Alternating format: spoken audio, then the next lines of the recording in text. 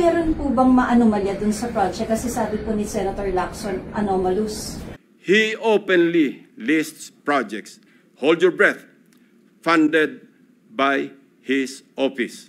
Isa pa sa pinagmamalaki na mapag-angking congressman ay ang flood control structure sa Butas River. So itong kapatunay na hindi tayo proponent, hindi tayo nag-fund yan, at tayo wala kinalaman sa implementation yan. Wala tayong kapasidad yan ng Kongreso. Yan ay exclusive authority, exclusive na teritoryo ng DPWH. Ang implementer niyan ay walang iba kundi ang regional office ng DPWH. Wala rin papel ang congressman. Sir, your reaction po, napanood niyo po ba yung privilege speech ni Senator Lacson? Well, a part of it napanood ko. At yung hindi ko naman napanood ay ito was relate to me ng ating mga kasamahan. Ano pong masasabi niyo, sir, dun sa mga allegation? Well, of course, parang ang buod ng kanyang allegation ay tayo ay proponent noong mga nasirang flood control projects sa Oriental Mindoro, particular sa Painauhan. Tayo ang proponent, tayo ang nag-fund, ano? Pero gusto ko lang linawin na ang proponent yan ay walang iba ko dyan, DPWH. At yan ay kasama na sa National Expenditure Program or NEP na dumadating sa Kongreso. No? Nanggaling sa Executive Department, sinasabit yan ng Executive Department para talakayin ng Kongreso. At doon sa NEP ay nakalagay na rin, naka-itemize na ang mga flood control projects na ito sa Painauhan, sa Baco at iba pa. Nandun na yun. So hindi tayo ang nag-propose noon, pero nandun yun sa NEP. Ngayon, sabihin, tayo ang nag-finance, technically, ay sabihin, Kongreso nag-finance kasi yung NEP na yon ay inaproban ng Kongreso at naging General Appropriations Act nung mapirma ng Pangulo. Kaya parang Congress ang nag-finance niyan, pero ang reality, ang actual practice na nangyayari ay ang listing, identification, and prioritization of flood control projects ay nagagaling sa DPWH. At naka-specify na yon dun sa NEP na dumadating sa Kongreso. Sir, hindi po kayo yung nagpalista ng projects na yan? Hindi ako nagpalista niyan. Wala tayong papel sa paglilista ng mga proyektong yan. Sabi ko nga, ang tunay na sistema dyan ay dumarating sa Kongreso ang NEP, nakalista na ang mga flood control projects na yan, kung saan lugar at kung anong amount. At ang implementer niyan ay walang iba kundi ang regional office ng DPWH. Wala rin papel ang congressman sa paggagawa ng program of works. Ano? Wala tayong kapasidad dyan ang Kongreso.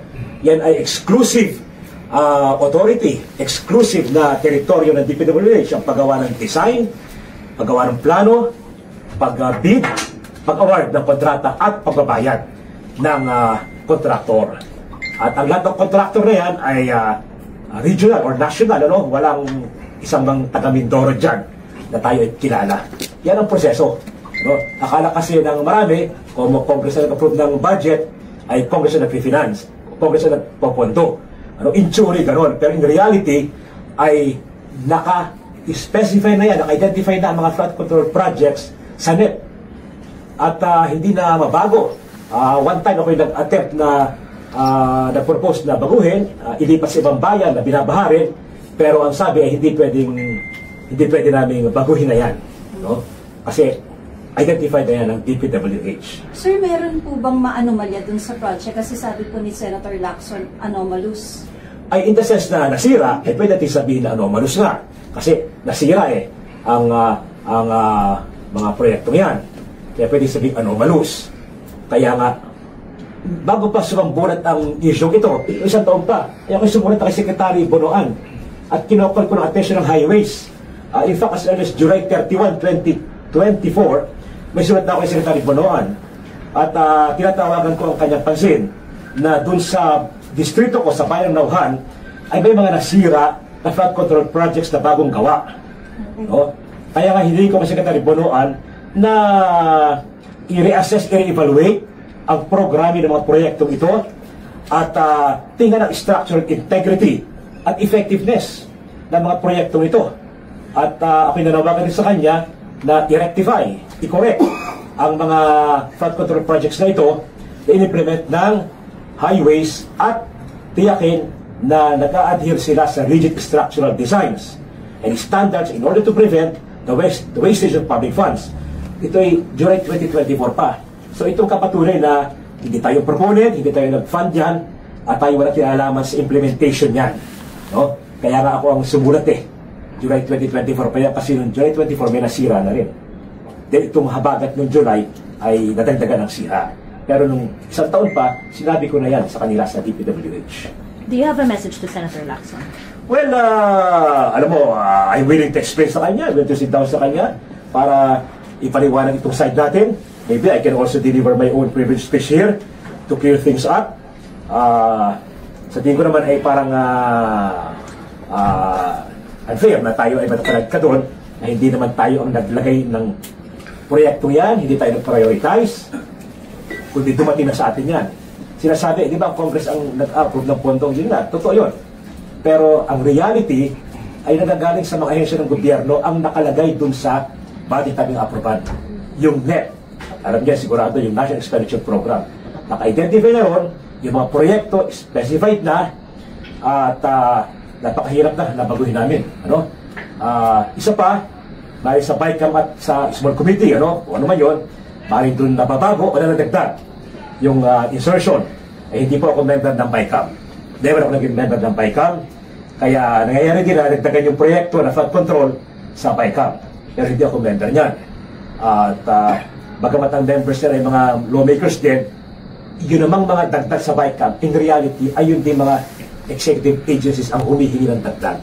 Will you inhibit from the House probe into flood control projects? Well, hindi naman talaga ako nakaparticipate dyan, no? Busy tayo sa ibang trabaho natin.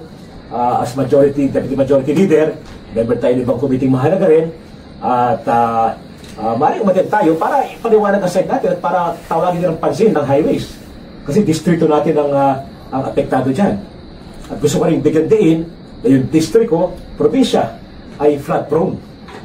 Talagang, I'm sure maraming nakapunta sa inyo doon, flood prone talaga. Inakataon tayo major agricultural producer.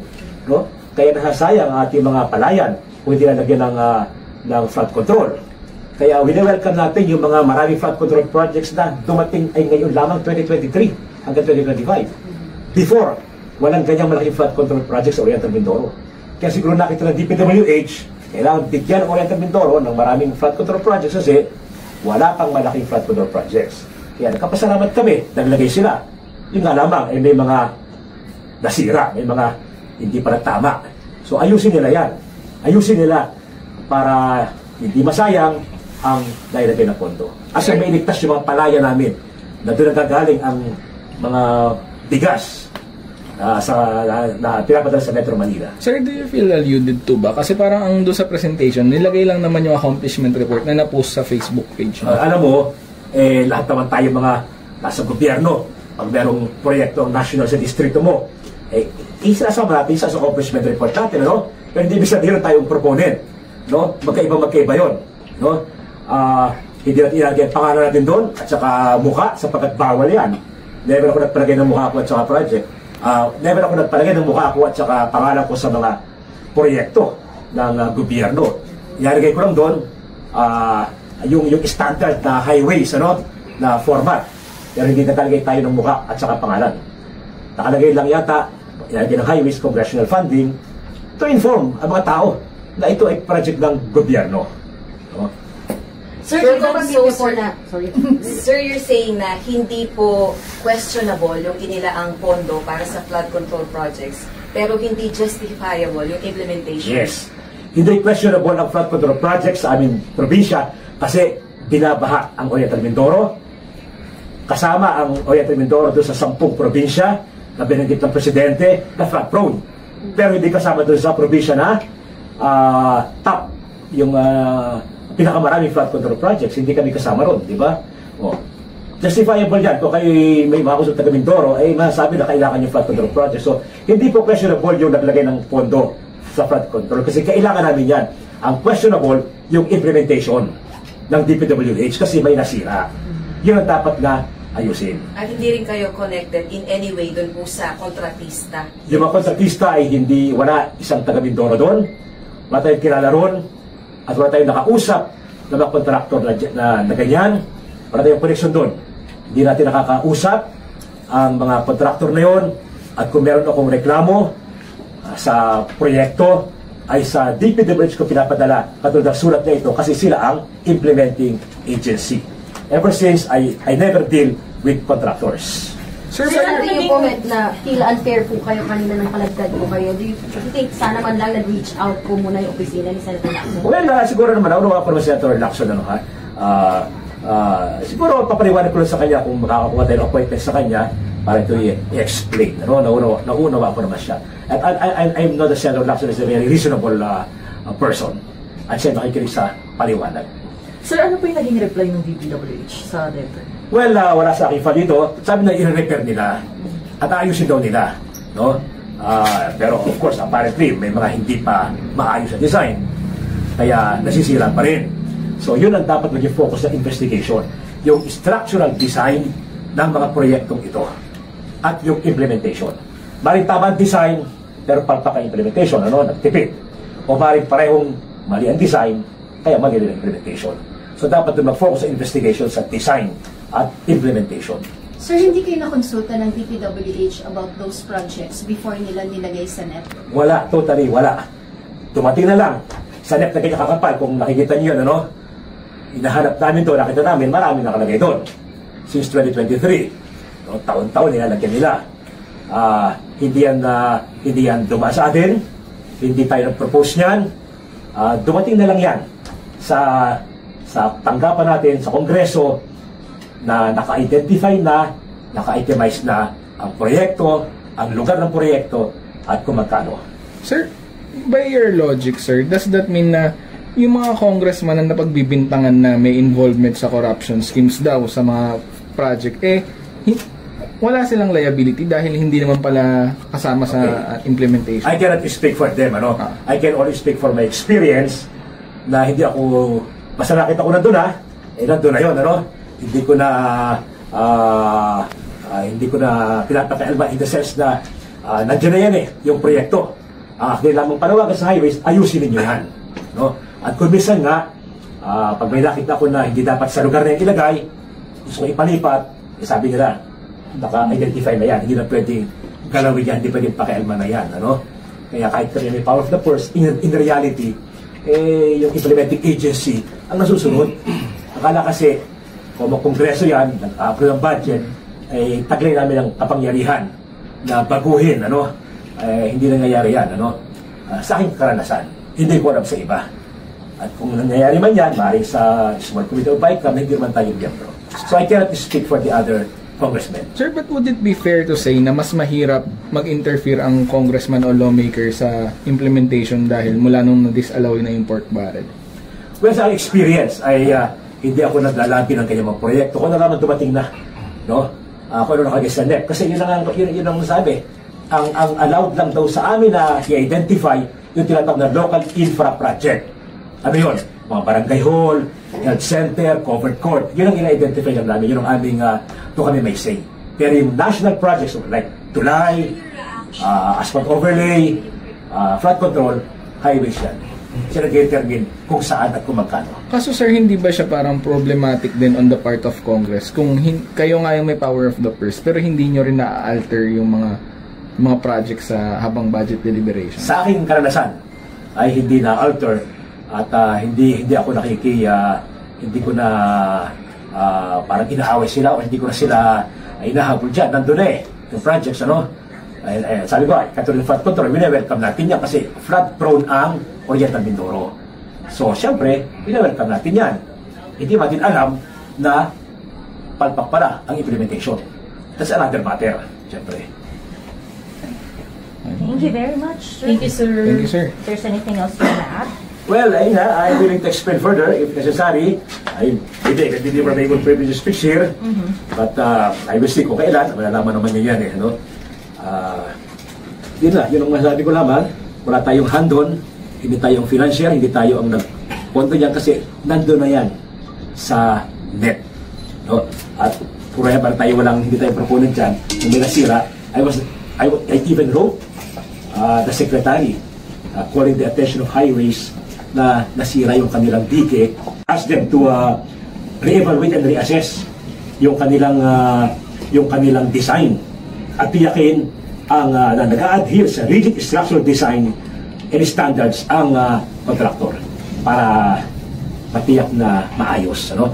Maybe I can give you one copy para kayo mag-share dito or screenshot na lang Sir, yung magkano yung allocation nyo po sa NEP noong 2025 and magkano yung GAA? Wala akong, hindi ko hawak yung kuha ngayon, no? Hindi ko hawak kayo, pero may malalaki sa may 250, may 200, may 300, no? So, malaki amount yun, but hindi ko hawak yung total amount. Sir, sa tingin niyo po ba kailangan mag-sorry sa inyo ni Senator Lacson given na nagpangalanan kayo agad without explaining and sabi nyo hindi kayo involved? Well, hindi na kailangan siguro. I can explain naman before you, the media. I can explain before the House itself, ano, or the appropriate committee here. Hindi ako nag-aas ng apology, and I understand, ano. Okay, sir. Thank you, sir. Pakunan na lang, sir. Inyo lang, i-share na lang yan. Sige po, sir.